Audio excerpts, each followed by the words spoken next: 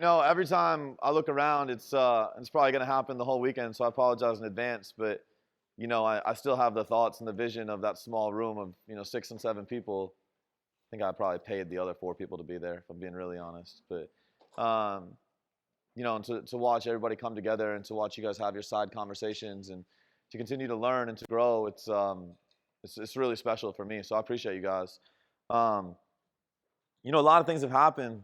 We've done all these events, and very rarely have I ever turned the mic over to a speaker where I was like, man, this person is gonna just absolutely destroy the stage in a way that I feel like I could do the same thing. And Orlando happened, and this guy took the stage, and I knew he was really good at his job because he works for me. He makes us a lot of money. And I didn't know he was the kind of speaker that he is. And I got to watch from the sidelines, which is always a good time. And I got to watch real fire come out and experience it on your side of things. And so for those of you guys that weren't in Orlando, you guys are in for a treat. The subject matter is amazing. Everybody needs to increase the skill of closing the leads that we will generate you. But the presentation's always on point. The fire is what we expect here at NCI. And ultimately, the experience you're about to have is one that you'll never forget. So I want you guys to stand up, give the same ovation to Nick that you gave to me, and welcome Nick Ross to the stage.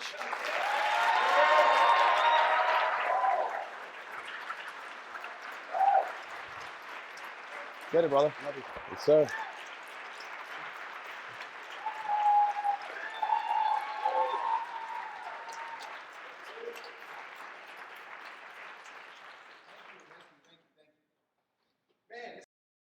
Big moment. I'm going to be honest. I was just on stage working for a pro card on a professional bodybuilding stage last week, and I wasn't nervous for that. I'm a little bit nervous for this. This is a big moment because 11 months ago, I had no idea who NCI was. I had no idea who Jason Phillips was. I listened to a podcast by my coach, Jeff Black, called The Excellence Cartel. And during some cardio, I put it on, and I heard a man speaking that instantaneously resonated with me, inside of me. He used vocabulary like I did. He spoke about topics that I was passionate about. He was fiery. He cursed a lot, which is also a sign of intelligence. Forbidden words are impactful for a reason. Then my coach, Jeff, he said, hey, he's invited us to an event. It's in Nashville. You should go. And I said, Jeff, I can't go. I got to work my fucking job that I hate, that I'm miserable at, that I've been at 15 years. Earned income, a slave. Here's 8 hours of my time and you pay me X amount of dollars. Did that for 15 years. I said, Jeff, I can't go. I don't have any vacation time. Can't take off of work. And my coach, as a good coach should always do, he challenged me. And I argued with him, like clients and coaches normally do. And this went on for 2 days. And finally, Jeff convinced me. I almost made the biggest mistake of my life. Fear, doubt, the unknown. I didn't know what I was about to walk into. In fact, and I said this in Orlando, I thought NCI, when I Googled it, was National Cancer Institute. It was the first thing I thought.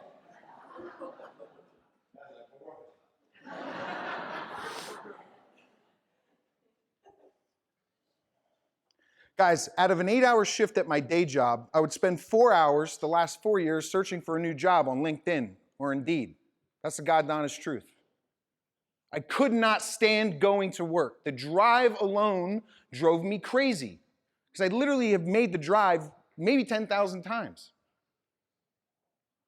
There was no fulfillment. There was no contribution. There was no significance. It was Groundhog's Day over and over and over again. Then I showed up. I sat right there. And in front of me, I saw a mirror. A 36-year-old man looking at another, where are you?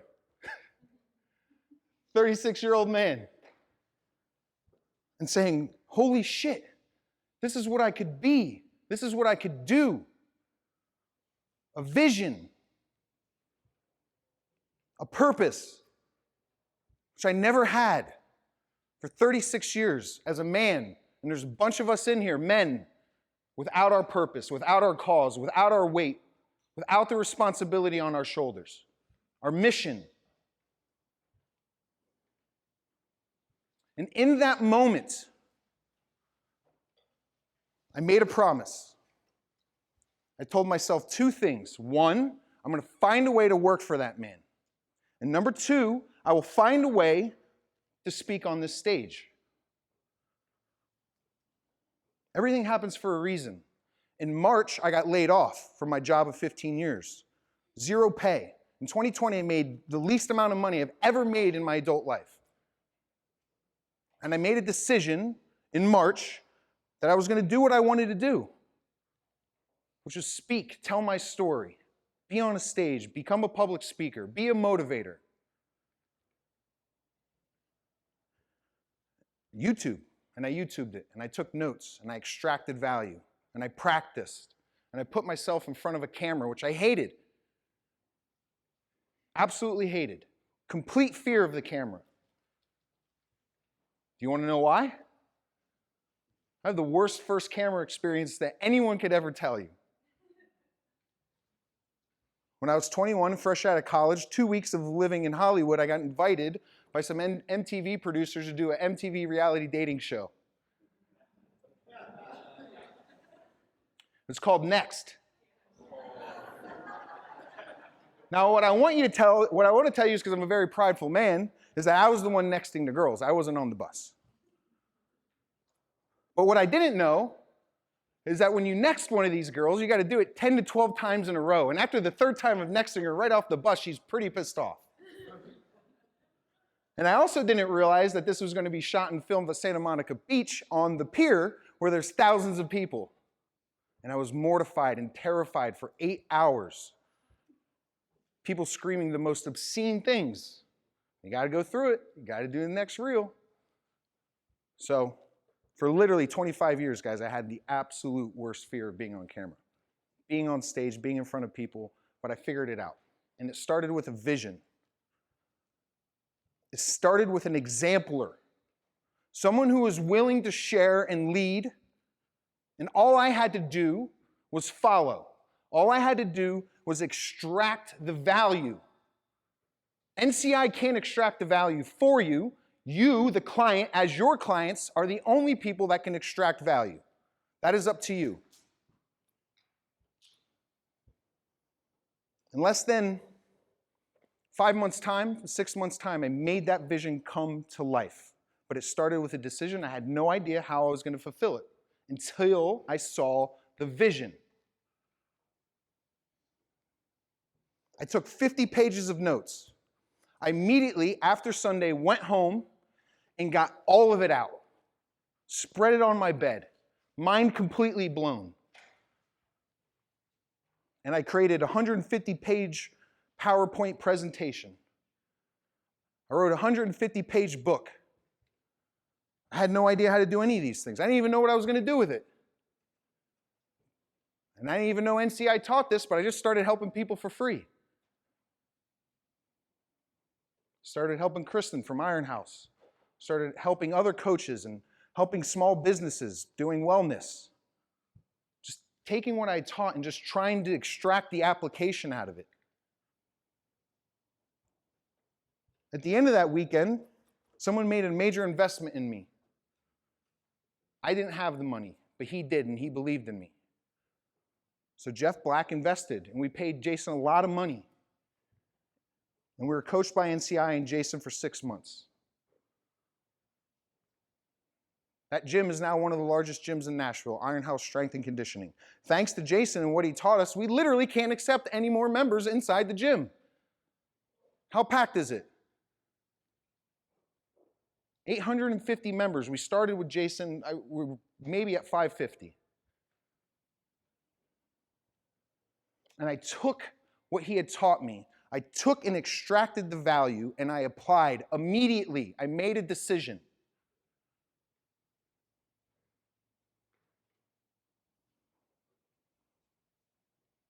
Jason invites me to one of the nicest steak houses in Nashville. We sit down, and he offered me a position as sales director of NCI in the beginning of the year. Made a dream, made a vision come to life. Because I wanted it more than I wanted anything. And we're going to talk about that today. But it started here, 11 months ago, in a room in Nashville, sitting in that seat. Little did I know, a young boy from Pennsylvania, completely abandoned, no family, 2 people, would have the largest family he could ever want, the NCI family. So, my posturing of this presentation is going to be superior. I'm going to be an educator. My state is going to be calm, assertive, and confident. I'm going to set the agenda for you to take away the anticipation and the unknown of what lays ahead. These are all things that you should be doing on your sales calls. All right? Now, I have 2 goals for this presentation. The first goal is to show you how you can take this information and in 99 days or less, improve, scale, grow your business that creates impact, influence, and most importantly, income. So we can grow, build, scale our business to impact more lives. My second goal is to sell you something. Now here's the deal. If I do not come through on my promise to show you how to take this information and in less than 99 days create impact, income, and influence in your company, then I demand that you not buy what I'm going to sell you at the end of this presentation. But if somehow, some way, I come through on this grandiose promise, then all of you should feel obligated to purchase what I'm selling you at the end of this presentation. Do we have a deal? Do we have a deal? Yes. Thank you. Hope you all have your credit cards ready.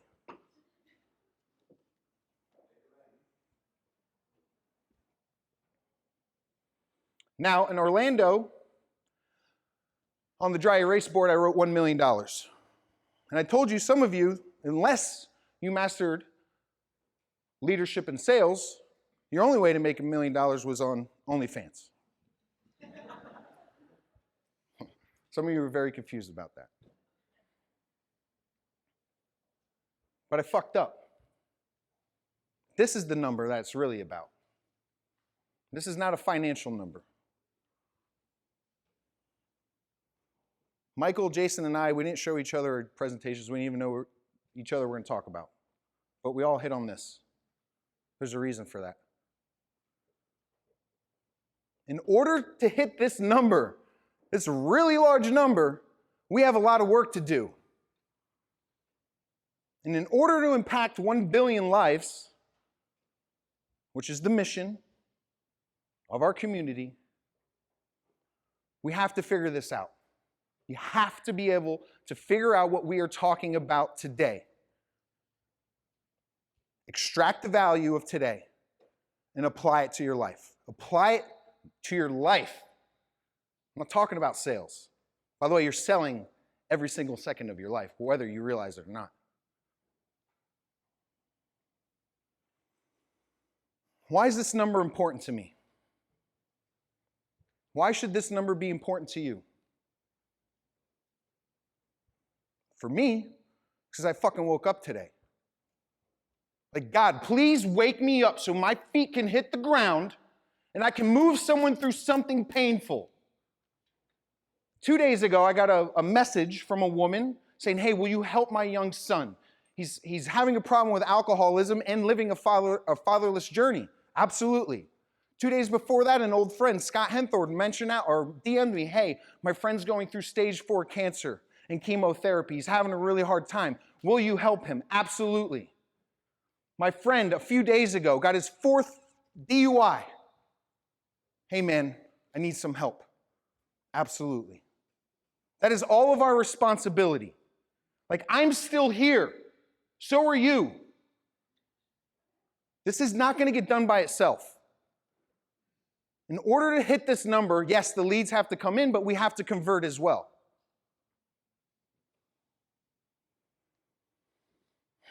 Now, here's the deal. I don't believe in sales ideologies. Anyone that's going to sit here and say, this is the way that this needs to get done is full of shit and they're trying to sell you something. You should not have an ideology in sales because the truth of the matter is everything works some of the time in sales. You could do a few things a few times like, oh, wow, that worked. I've literally had some of the worst phone calls of my life, and at the end, they're like, yeah, ready to buy. Like, me and Dustin were just talking about this in a hotel yesterday. It's like everything works some of the times in sales. But there's so many variabilities to that. So how do we improve our win percentage? I want to shift. I want the cards stacked in my favor, like the casino. Before I ever get on the phone call, there's things that you can be doing that start with you.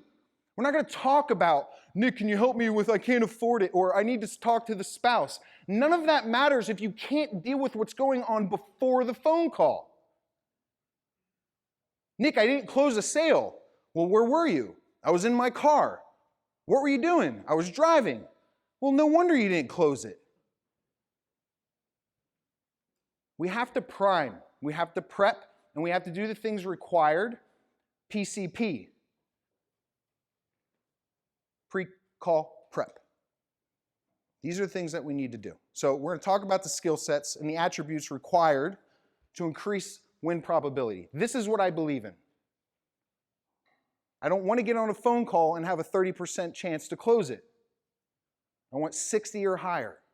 I want it in my advantage. You guys like this quote, right? Who posted this for Nick? Yeah. It's a great episode if you haven't listened to it. Winning is more fun than fun is fun. Ed Milet. Ed's doing pretty well, isn't he? I need some private jets. If you guys don't think that making money is fun or money doesn't buy happiness, then you're shopping at the wrong places. Plain and simple. Plain and simple. All right? Like, we all want fulfillment. We all want impact. Yes, that has to precede everything else, but income is a byproduct of that. And that's okay. Like, grow, scale your business so you can continue to help more people, getting more impact, thus filling up your cup. Fill my cup up, I have the energy to go back out, scale, grow my business, impact more people, make more income, and then I go to bed and I feel really good. My cup's filled up, I wake back up. You understand the process. That's it. Simple. But the problem is I speak to so many of you and you have contempt for sales and you have contempt for marketing. You hide behind morality and I'm a nice guy and I have this great bubbly personality. I'm going to get on the phone and smile and dial. I'm going to be such a relationship builder. That's not how sales are made anymore. It's old, tired, dried up, dusty frameworks from 1980s, 1990s. And here's the problem, guys. Sales is the only part of your business that actually brings in money. Think about that for a second. How much time, how many reps are you actually putting into this part of your business? Not very many of you. I can tell you that. Because I hear from the same people all the time. But I don't hear, unless you guys are just all killing it, by all means, come up and share. I want to know. I'm not beyond it. One of my favorite stats about sales is from the billionaire effect. 70% of self-made billionaires' first jobs were in sales. Because it's a very, very difficult job. Sales is one of the hardest things that anyone can do because you're constantly getting rejected. You have to deal with rejection over and over and over again. And there's not a single human being on earth that's going to raise their hand and say, I love to be rejected. In fact, for men, it will devastate them forever. The rejection of a woman to a man is god-awful. It's a little bit harder for us to get over. So we have to be able to develop some of these skill sets that I'm going to be able to talk about so we can stay calm, assertive, and confident.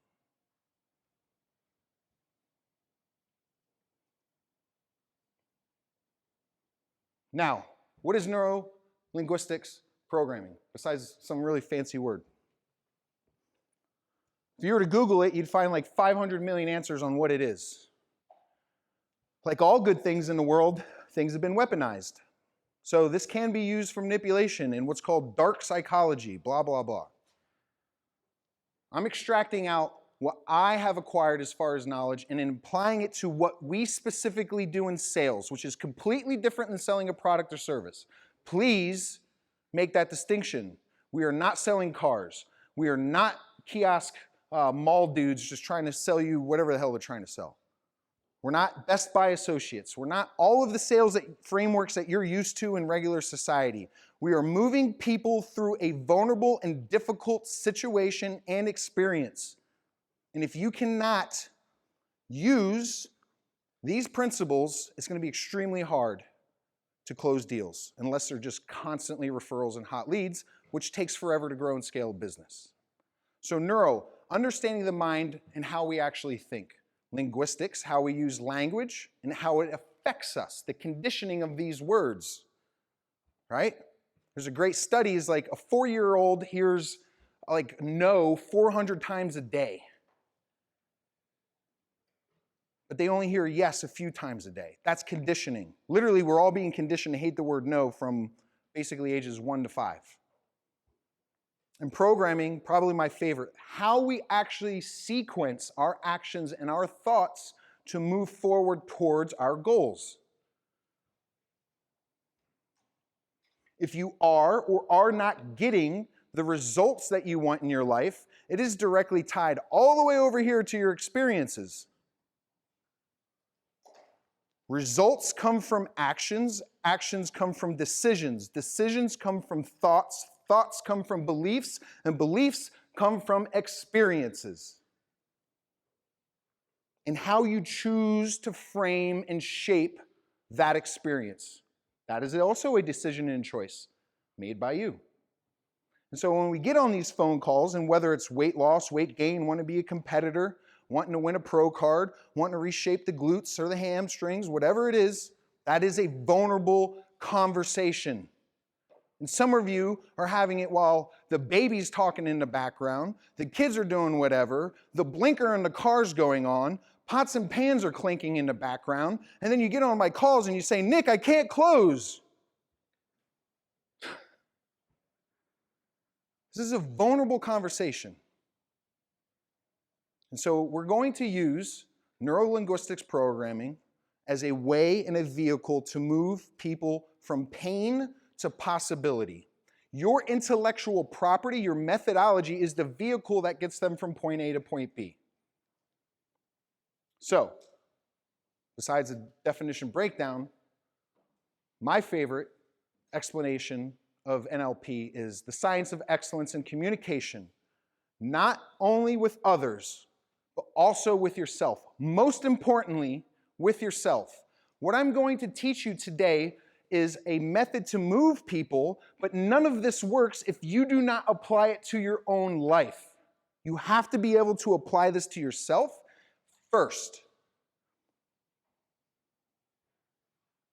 How can you teach someone to lose weight if you haven't been on the journey? How can you teach someone to build their confidence and build their energy levels to be more emotionally invested at the end of a long day if you haven't done it yourself? Whatever the client avatar's core desire is, how can you help them do it if you haven't done it yourself? And the same thing applies here. We are conditioned in our responses and our identity. So we want to expand our container by understanding what we're going to talk about here. Very Tony Robbins of me, but this allows you to play life at the highest levels. However you define that. I define that as living an extraordinary life. Life on my own terms. So I use this in every relationship, every single relationship that I come across. Whether that's the Uber driver or the guy that constantly gives me an attitude problem at 4 o'clock in the morning at the gas station. I'm trying to figure this guy out. Trying to figure his dominant driving motive. He's never happy. Stimulus, reaction, stimulus, reaction, stimulus, reaction. How does our mind react? How do we react in our words? How do we react in our physiology? So, skill sets. Let's talk about skill sets. It's a great word. I hear it used a lot.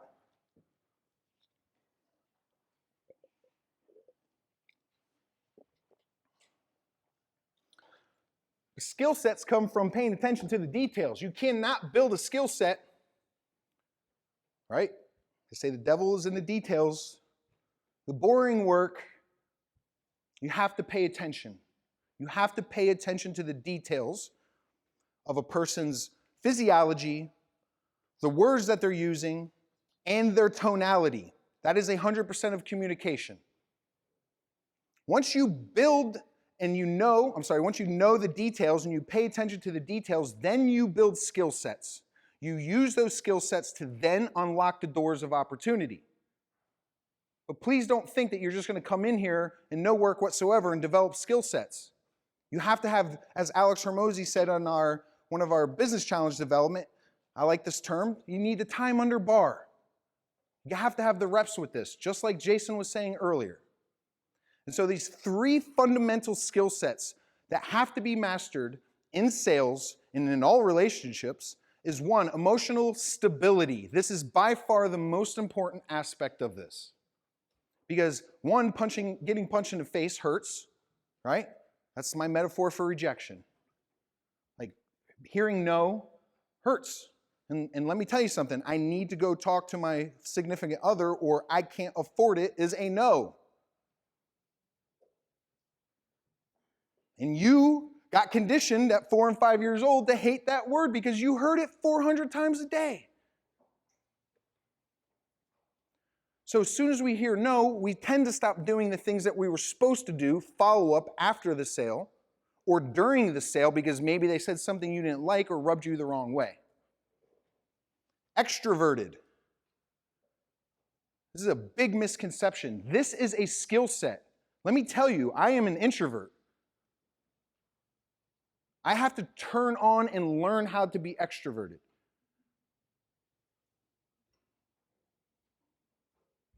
Michael's really good at sales, introvert. Jason's the best one in sales here, introvert. But they learned the skill set of how to be extroverted. You have to be a charismatic character, right? You have to be an attractive leader. You don't do that by getting on the phone and be like, yeah, bro, what's up, my guy? Yeah. You trying to put on some lean mass? Yeah, I got you. Don't bro me before you know me.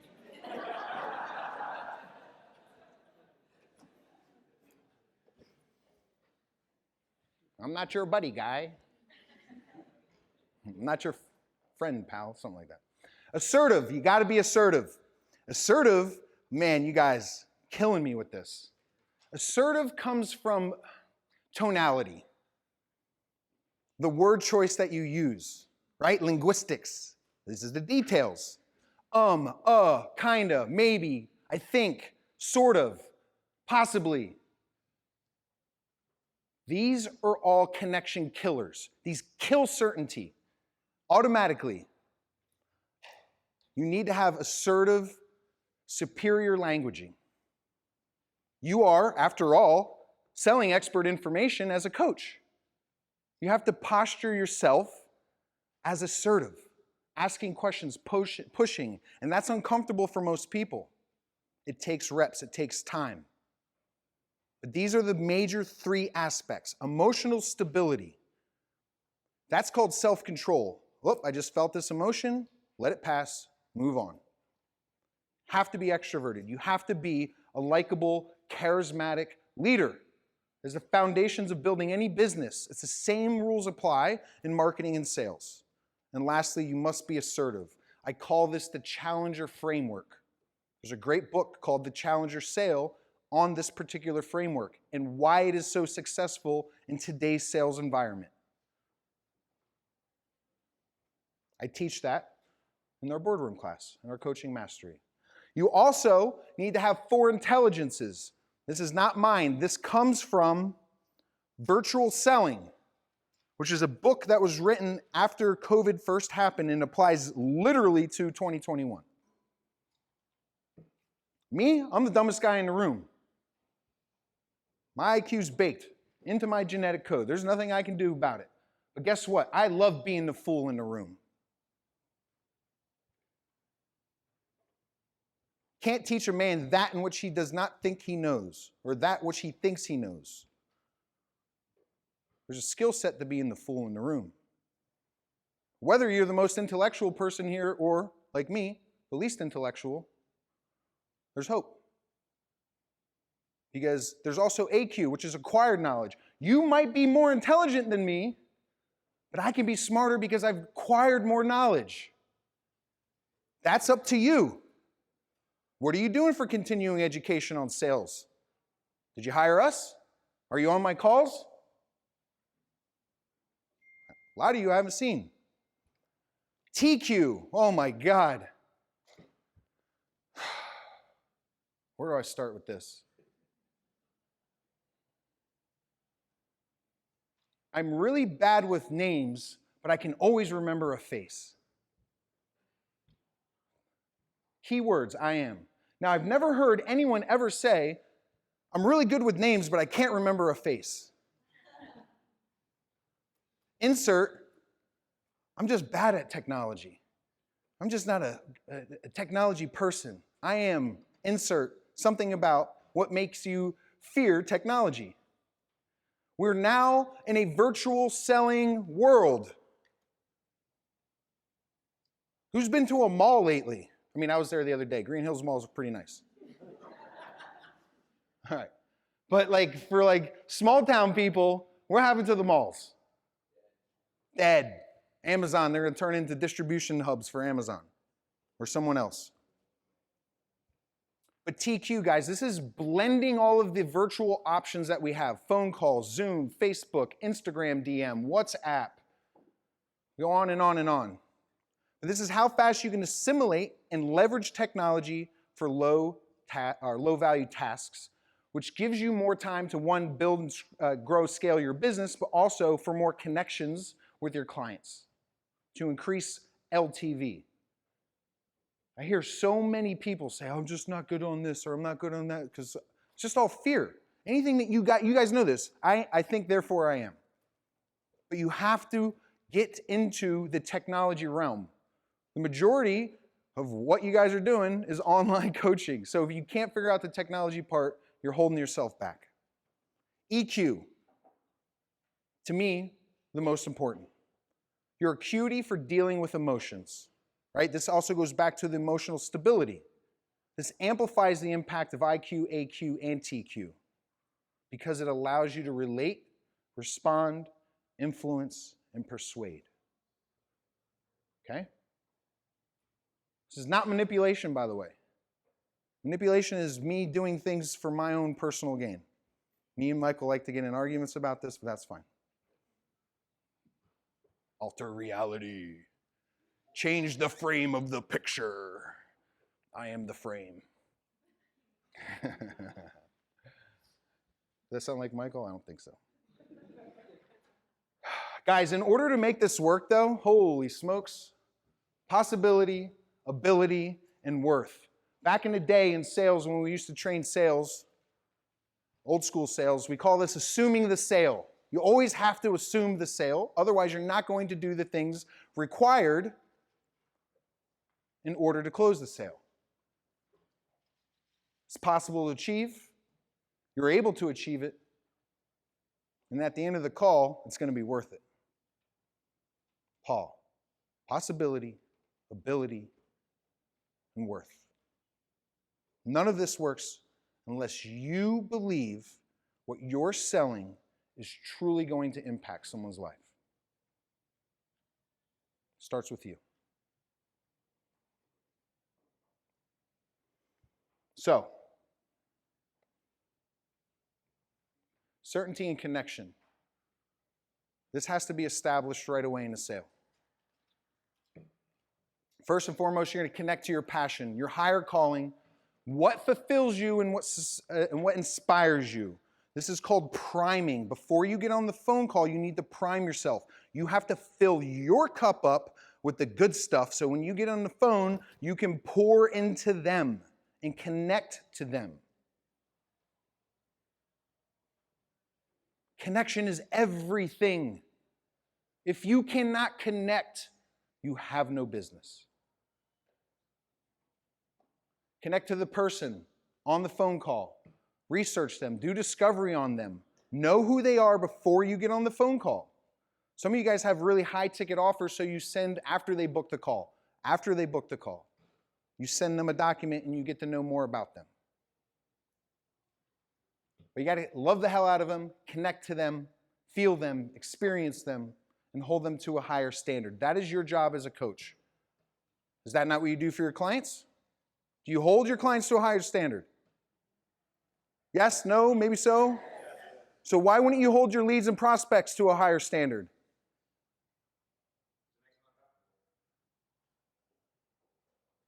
Does being fat, lazy, and hating their life make them more uncomfortable? Okay. So when would you like to get started on fixing that? Why is that important that you get started today? What is the motivation behind wanting to lose the weight? Connect to your certainty. This takes what's called sensory acuity, so using all of your senses. This is why I like Zoom, by the way, which I'm not going to break down in detail, but Zoom, because you can see the person, you have their attention, you're fully focused. And behavioral flexibility. This is the emotional stability that you need.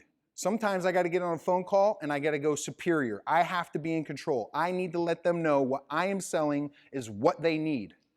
Other times, like when I had a phone call 2 weeks ago and the first few words out of the guy's mouth is, I'm a millionaire, I've started multi-million-dollar businesses, then guess what my first question was? Dude, that's amazing. What books would you recommend that I read to do what you've done? It wasn't even about NCI. I gave him significance right away because obviously that's what he wanted. Bought at the end of the call. Because I gave him what he wanted. His dominant driving force was significance. 3 stages of certainty. I'm not certain that this is going to work. That's a bad position to be in. Overzealous. Oh my goodness, this is another favorite of mine. This is like excited agreement.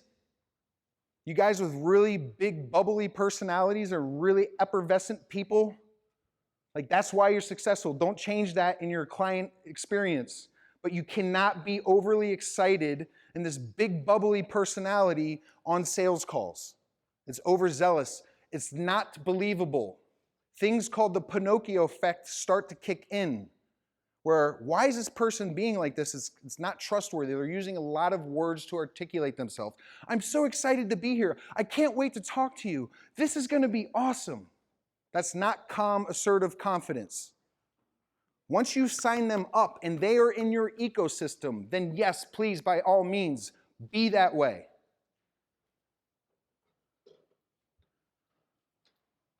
Hannah, you knew it. How many calls out of how many sales did you close out of how many calls the other day or the other week? 9 out of 10? Now, I'm not a very smart person, but I'm pretty sure that's 90%. What was one of the things that we worked on in order to make that happen?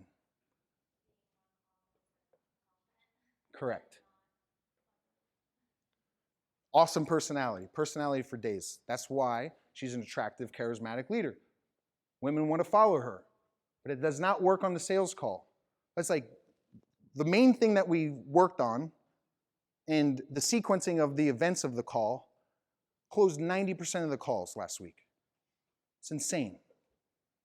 just from certainty. That's it. Now, I told you guys I quit my other job to work for NCI. I got no laughs out of that. That really sucks. You have to have the certainty of Superman, right?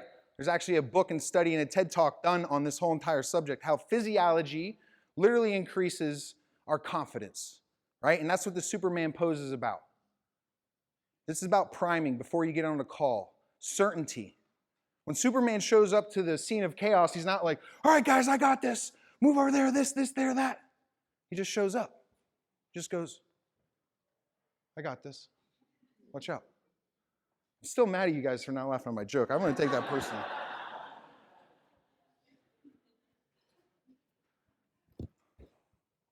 Let me tell you something, though. I walked into Louis Vuitton for the first time in my life. I swear to God in my life, I've walked past that store a million times. I said, I'll never walk in it until I can finally afford to buy something. Spent way more money than I ever wanted to inside there. But the sales guy, he gave me significance. He called me Henry the whole entire time.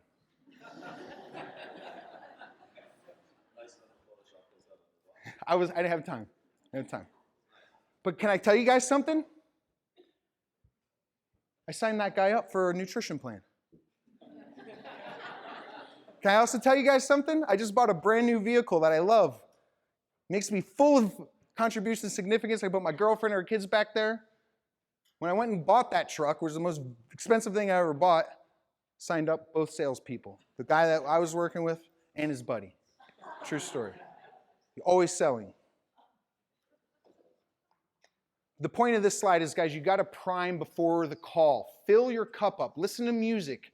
Get in a state of leadership, of a willing and able to move someone forward. Not a tugboat. You're not pulling them to their destination, but you're a lighthouse. Right? Michael taught me that. I use it every day. I love it. Now, here are some things that are going to take you out of connection. These are your 3 connection killers. And connection and certainty are the most important thing to closing a sale. Our type of sales. All right? And I want to pre-frame this because I haven't, guys. If you have like some low barrier offer that's like $99, like for everybody, just sign up right away. This is not that process. This is for more expensive, your monthly, your 6-month, your 3-month, your year-long. If you have a low barrier offer, the point is to get that out to as many people as possible. It's a completely different offer. Self-judgment, you made an error and messed up. I do this a lot on my Zoom calls. Like I make an error and I get all in my head. I'm like, ugh. Or someone's like, you spelled the word wrong. I swear to God, I ran this thing through Grammarly 5 times if there's a word wrong on it. Don't tell me. Persona fatigue. That'd be pretty easy for me to do right now. Who spoke before me? Oh. I could easily get in my head and destroy this whole entire presentation because the persona before me is much larger. So sometimes you hear about Hannah closing 9 out of 10 sales and you're like, I can't do that. It takes you out of your connection to yourself, but also if you're in a sales call and you get in your head, you're going to disconnect and decouple from the prospect. And lastly, decision fatigue. I'll tell you right now, if you give someone too many options, if you give someone 2 options, I'm not talking about price. I'm not talking about selling up by selling down. Here's my 6-month price for this offer. Here's my 3-month price for the same offer. Here's my month-to-month if I need a downsell. I'm talking about giving them 2 offers. It automatically is going to cut your chances of closing by half. It's 1 lane. It's not, this is the best package for you, and this is the price, and this is the cost, but oh my God, I just learned about some new information. This is really going to be the better thing that you need to have. Never do that. If that's happening, that means you have pitched before you got all the information that you needed, before you got the 10 clarities, before you got to their dominant driving forces. What moves them forward, you pitched, and then therefore you pitched an error. So do not give people multiple decisions to make at the end or your offer stage. How much time do I have, by the way?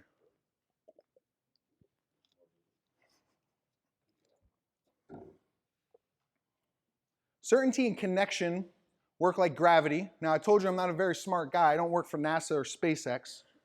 But I do understand that the larger object in space has more mass and more gravity, and it pulls the other body into it. Are we all agreement on that? Any flat earth people in here?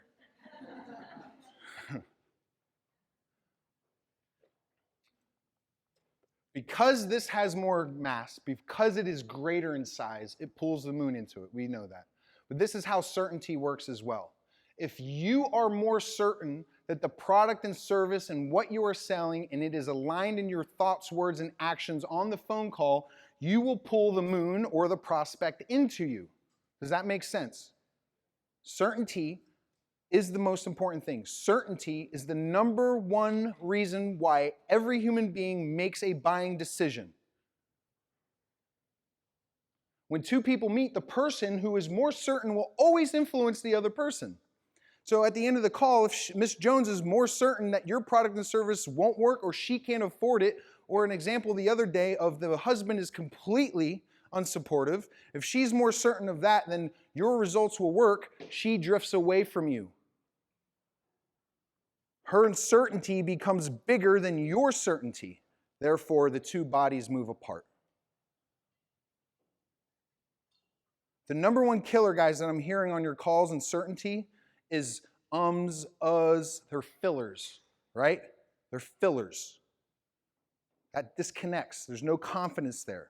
So the number one way, and by the way, this is an actionable step for you guys to grow, is to record your calls, record your Zooms.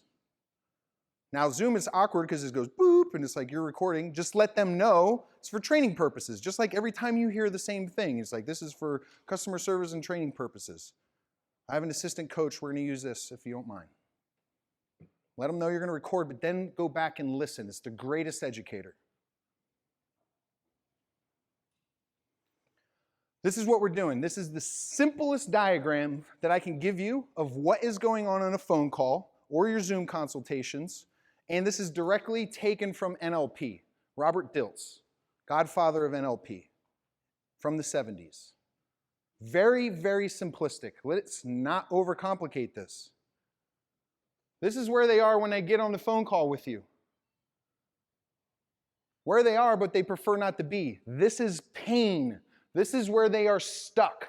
This is what they are sick of. This is what they are waking up in the morning and looking at the mirror and thinking. You have to get clarity of this. Without evidence criteria of what hurts, how long it's been hurting, and what it's preventing them from doing, we cannot move them forward toward their desired state, where they want to be. And we also have to get clarity of this, because if you don't know clarity of possibility, how can I satisfy you? How can I give you what you need, Miss Jones, if you don't know what you need? That's why we're getting clarity of possibility. Now, along the way, we need to get clarity of the obstacles in her way, because we're going to make her obstacle immune. But we also have to get clarity of the resources that she has. By the way, which you are, your tools, your intellectual property, your methodology is a resource. They may have connections, family. There's so many things that people undersell themselves on in their life. We need to get clarity of this. And this is going on mental strategies, the language they're using on the call. If you could see them, what is their physiology? What is their emotional state? What is their beliefs? What is their values? What is their behaviors? What are they leaving out? What are they not talking about?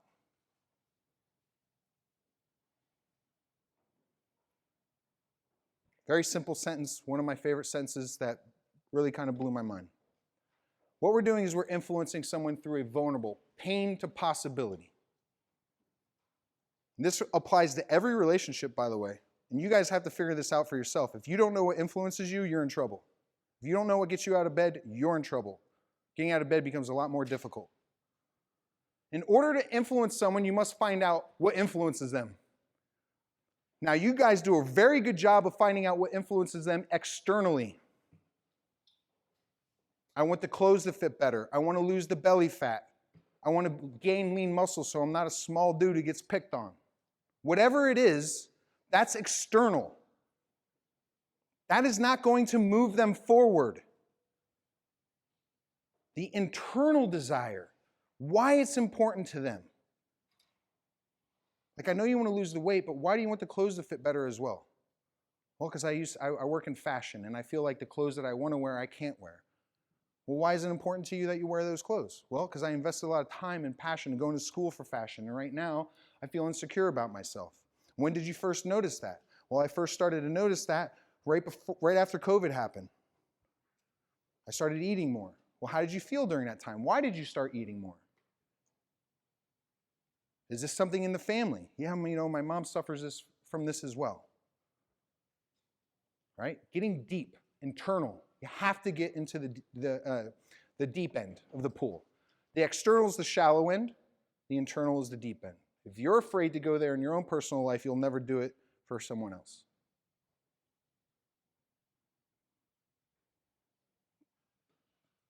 Once again, NLP, Robert Dilts. There's only 6 driving forces for every single human being on earth. I'm going to give you the hack for sales. And by the way, these are not in order of importance, sequenced out. But it just so happens that the most important is on top. Certainty is number 1.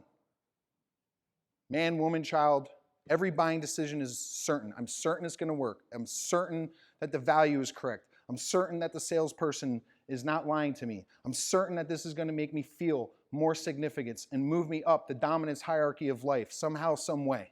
It's going to make me feel aligned to a community. Adventure, something new. Do they like, if you go on their Instagram, is there a bunch of pictures of vacation? Are they a CrossFitter? Do they love marathons? Do they like rock climbing? Do they like traveling, exotic things, just new challenges? Marathon runners. The sense of something new is a driving force for many people. Connection and love. This is usually going to be people with big families. They have pictures of large feasts for holidays, pictures of a lot of kids and family, mothers, fathers. Always going to be connection and love. Always. These are driving forces. This is why people wake up and hit the ground running. Significance and status. So that's your number 1 and number 2. Certainty and significance. Whether you like it or not, every buying decision that you have ever made has made you feel good in some way, shape, or form. Otherwise, you would not have bought it. We all know the Lamborghini purchase is a status symbol. It's curb appeal. It makes the powerful man feel great about himself and look at me. But the Prius purchase, or the Tesla, well, that's expensive now, purchase, you're still aligning with a community and a thought and a group. That is also significance for that person. So it's not dependent on price. Growth, continuing education, reading, podcasts. Every single person in here could fall under growth. Okay? And lastly, contribution. The first thing that I let Michael know when he hired me is that I need to feel contribution to move forward. Michael, you could gut punch me, pat me on the back and say, good job, Nick, you helped the team today, and I'm going to continue to move forward for him. But I had to go inside myself and figure this out. Why is contribution so important to me? And it's okay to let other people know what your driving forces are, because those relationships become healthier. So, as my point is for all of this, before you're going to apply these things on phone calls into your sales process, you need to do them for yourself. Relationships become so much easier. Business, personal, family, circle of 5, whatever it is. Figure out your driving forces. As soon as you figure out someone's dominant driving force, you have also established their dominant buying motive. This is why this is so important. They're directly linked. So, state. We're going to have some fun. I worked in the music business for 15 years. I love musicians. I love music. It was my first love. I can remember being a very small kid, classic rock always played in the house. So I wanted to serve musicians. I never wanted to be a musician. I have no finger dexterity unless it's an Xbox.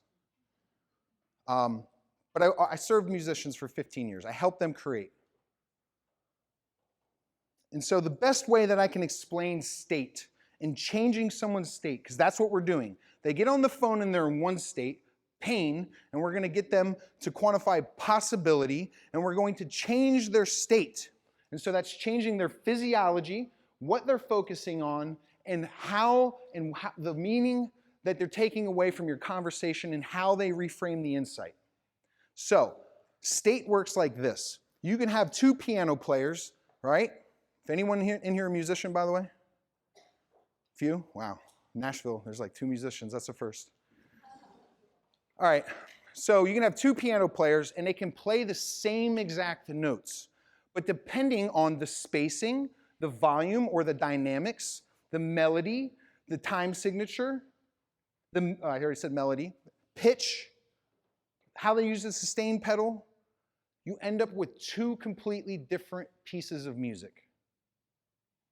And those 2 different pieces of music affect the listener differently. The same notes were played, the same words were said, but it completely changes the person's state. So, there's a fascinating study done about why humans actually love pain, right? Because what happens when you go through a breakup? What do? You get what? Laid? Get big? I thought you said get laid. I was like, whoa. All right.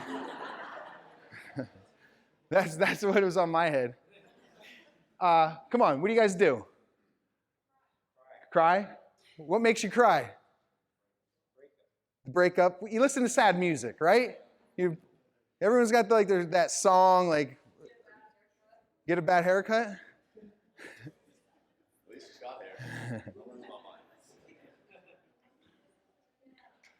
But guys, in order to demonstrate what state is, because music shifts your state all the time, you might not realize it. We're going to listen to some different types of music. I want you to critically listen.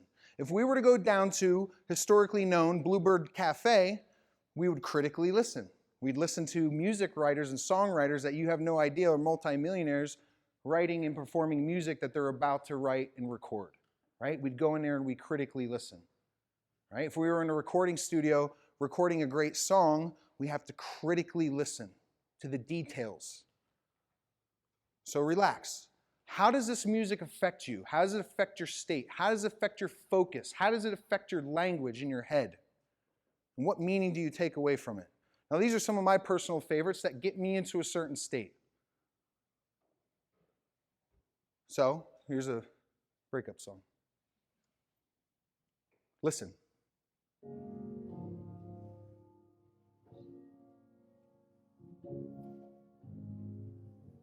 I'm really on the ropes this time. I've been fighting all my life for you. I never should have said goodbye, but maybe that's what stupid people do. 'Cause you gave me peace, and I wasted it. I'm here to admit that you were my medicine. Oh, I couldn't quit, and I'm down on my knees again, asking for nothing.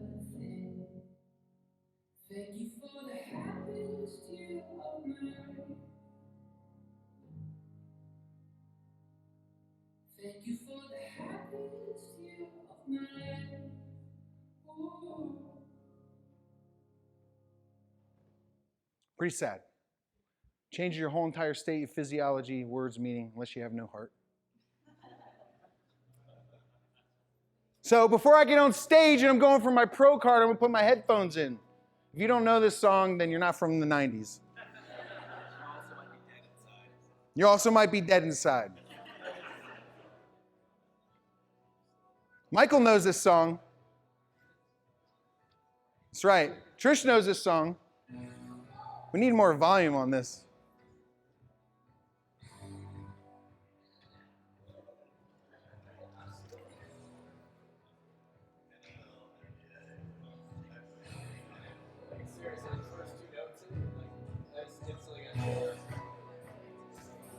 We'll start doing Wolf of Wall Street in here. Number 23, Michael Jordan. He was supposed to do that part. All right? I'm going to skip this one because for sake of time. But some of you guys are going to be doing this tonight on Broadway.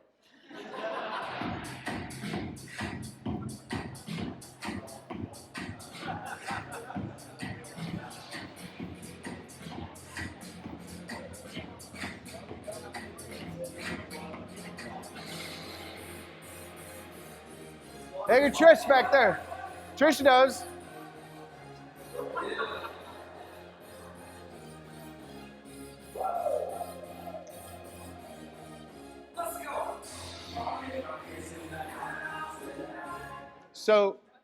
So known fact that the faster the BPM of the music, the faster you drive as well, right? And why dance music is always above 90 BPMs is because it makes you dance. You probably don't know that all hip hop music is at 90 BPMs for a reason, okay? So, I had a lot of fun with those guys in Vegas once too, and at the same time, the Jabberwockies. All right, hold on, I got one more song. One more song. All right? This one was actually just so I could relax. This is what I listen to when Jason's asking where the sales are at 5 o'clock in the morning.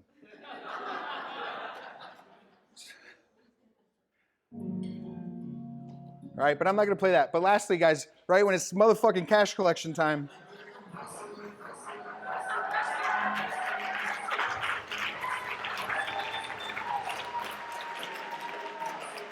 every day I'm hustling, every day I'm hustling, every day I'm hustling, every day I'm hustling. Listen, I want to be a 300-pound rapper, I promise you. Hustling, every day I'm hustling, every day I'm hustling, every day I'm hustling, every day I'm hustling. You gotta wait till it kicks in. Every day I'm hustling, every day I'm hustling. Who you fucking think you playing with? I'm the fucking boss. 745, boy, don't wait, that's fucking Ross. All right, I've been playing that song before I went on sales. They asked me, my first 7 sales on NCI I closed. Jason asked me how I did it. I told him I'd play that song before every sale. Swear to God. All right, I've been like way over on time, so I'm gonna wrap this up quickly here. Influencing the state. If you want the #1 way to do it and what we're doing in a virtual selling world, I'm telling everybody right now it needs to move to Zoom, okay? It's harder time, everything I understand, but if you move to Zoom, your close percentages will go up immediately. I promise you. One, because when we're taking 100% of communication, physiology is 53% of how we communicate with each other. So you can't do that on the phone. You can't see someone. And by the way, do not do this on your FaceTime. Do not do your calls on FaceTime. I'm not going to get into it, but the video quality is so poor, it actually hurts your sales. Tonality, we can hear on the phone, but we can also hear on Zoom. So tonality is syntax, spacing, the volume, the word choice, and then finally words, which is only 7% of communication. This is why trying to close in a DM is nearly impossible. You only have 7% of your communication abilities. Zoom. Okay?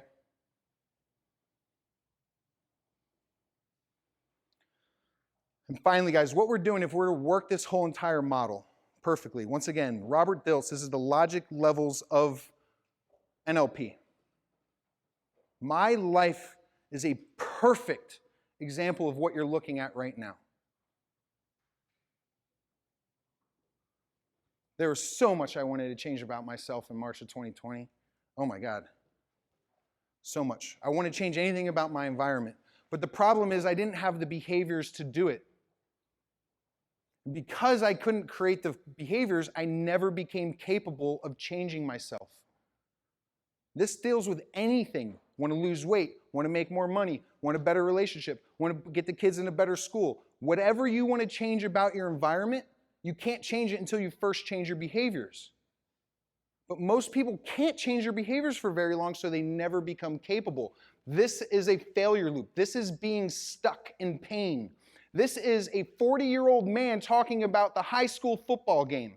This is the 45-year-old hairdresser talking about being a prom queen. That's the scariest fucking thing in life for me. Al Bundy. This is why you need a coach. This is why you invest in yourself.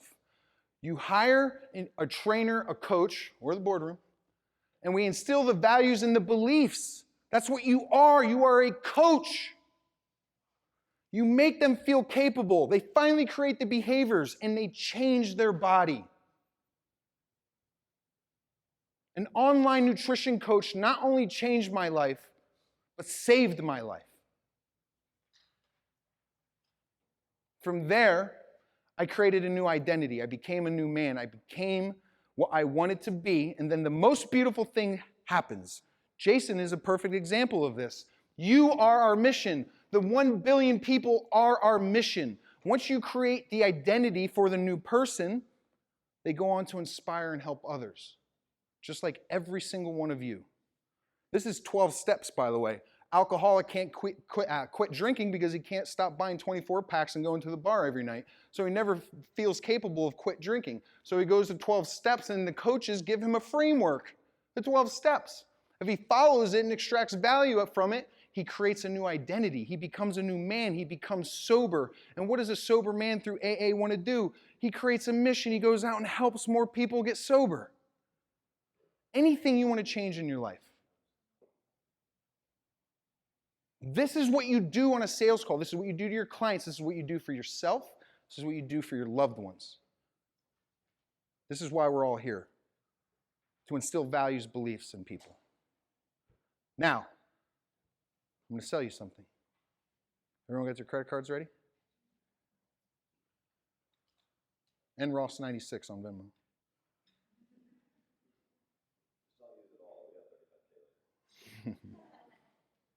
Here's the deal, guys.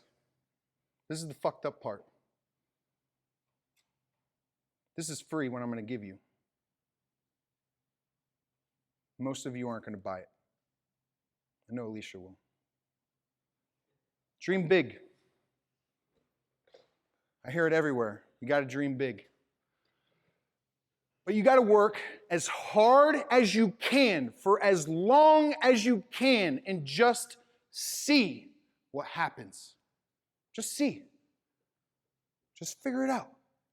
Okay?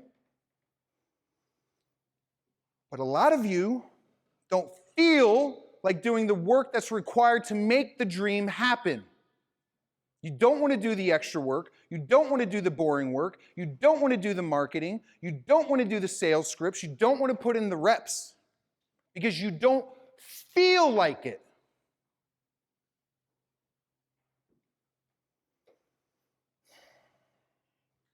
Let me tell you guys something that you probably already know.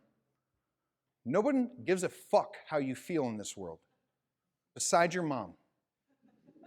Nobody.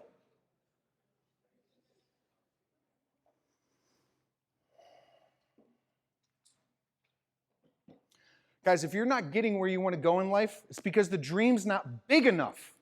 And the dream is usually tied to your own wants, needs, and desires.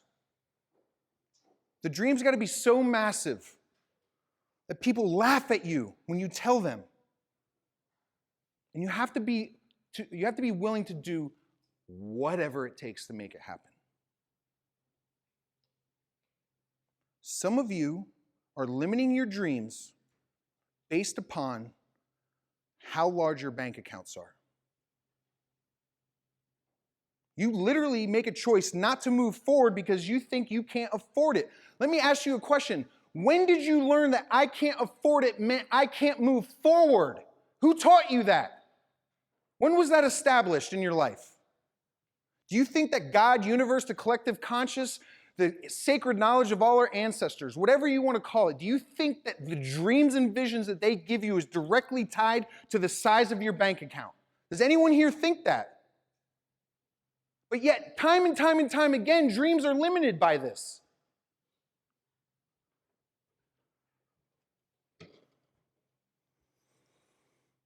If you want wealth, you have to accept being poor. You need to go into the pain of what it was like to be poor. If you want love, you don't need to love yourself. you need to accept being alone. You have to create the space inside of yourself to accept the love. And if you want life, you have to accept death. If you want to live life at its highest levels, and you're saying you're willing to do whatever it takes for it, then prove it. Now, what I'm about to show you, I never knew existed. I celebrated beating cancer 5 years ago in March. On that day, I made a post. On that day, a woman I haven't talked to, this is gonna be hard, sent me a picture. And she said, Nick, I don't know if you know this picture exists, but I want to give it to you. Now, the sad thing about this picture is that my boss's wife took it. Not my mom, not my friends. My boss's wife. Because no one else was there. And this is at my lowest, darkest, deepest moment. If I dreamed in this picture, and my dreams were limited by the amount of money that was in my bank account, by the way, which was 0, I'm not here. So let's talk about feelings versus mindset. This is 5 years ago. This is at the end of chemotherapy. There's a big red thing on my chest. They just took out my port. It's a big plastic hard thing they put in your chest because they can't put 8 hours of fucking chemotherapy into your arm. They got to put it to your chest, and it's connected to your neck. And you smell the shit every day. Drip, drip, drip. I didn't feel like going to chemotherapy 8 hours a day. I didn't feel like getting out of bed. I didn't feel like putting financial stress on my whole entire family. And I definitely didn't feel like being touched by another nurse or another doctor for the rest of my life. But I had to, for another 5 years.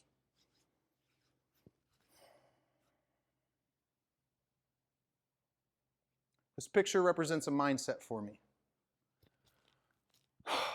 In this moment, I'm deciding whether everything that I've just done for last year, all the pain, all the surgery, all the heartbreak, all the money, all the chemo, if it's worth it.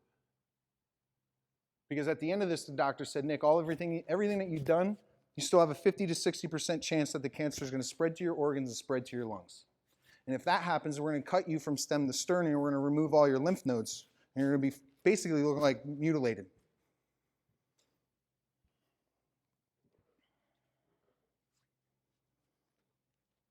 All I wanted was one thing.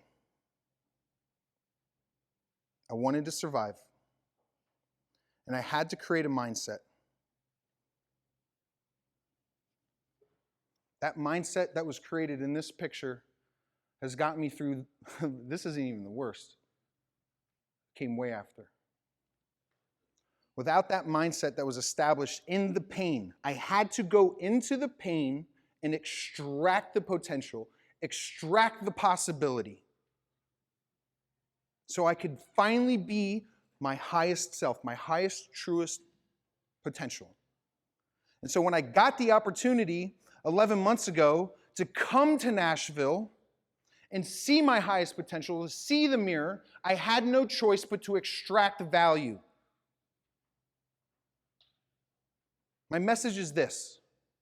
There's not a single person in this room that needs to experience a near-death experience to change their life.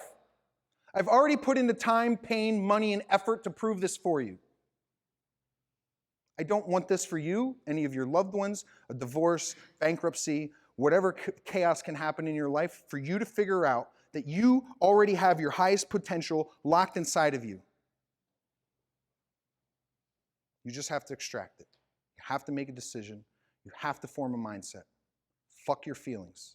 Make it happen. That's all I got, guys.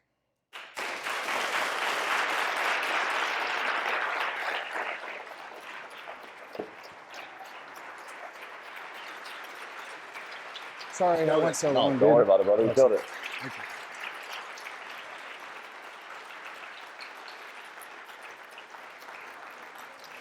Every day I'm hustling. I love it, dude. Thanks, brother. Yeah. Man. Anybody want that guy on your team? It's a pretty cool thing. You guys will have that opportunity later today.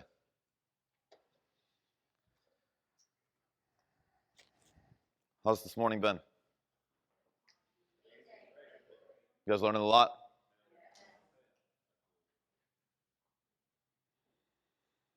So one thing we've never done here is had you guys just, like, we always give shit away, but we've never just given away coaching. I always thought it would be cool to give away a massive opportunity for us to partner with you guys. Anybody want that? Anybody want like me and Nick and Cam and Dustin and Mike like in your business to help you guys grow your business? That'd be cool. Okay, cool. So I want to give you guys an opportunity to do that right after lunch. I need 5 volunteers that are willing to compete for that. 5. You all wanted it and nobody just fucking raised their hand. Okay, so the first 5 people to get your ass on stage, you win.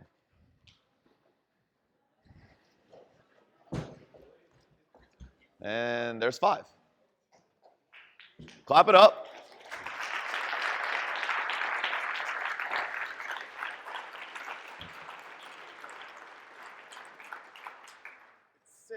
And 6. When everyone else didn't take a single fucking action. He raised his hand. the only hand. Okay, 6. Clap it up.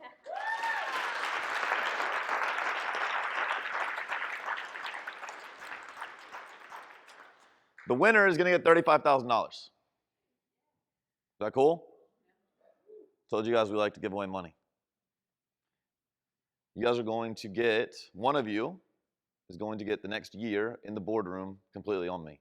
I'm going to pay for it for you. Is that cool? Okay, here's how you're going to win. Immediately after lunch, you 6 are going to pitch the room. Not on why you should win, but on your product. I want them to buy from you. Whoever has the best pitch, has the best product, will win the next year in the boardroom completely on me. Fair? Okay, we have 1 hour. We're going to go to lunch. What time is it? It is 12:30. Guys, we're going to give you to 1:45. We want you guys back here 1 hour and 15 minutes, and they are going to compete for a year in the boardroom. Enjoy lunch.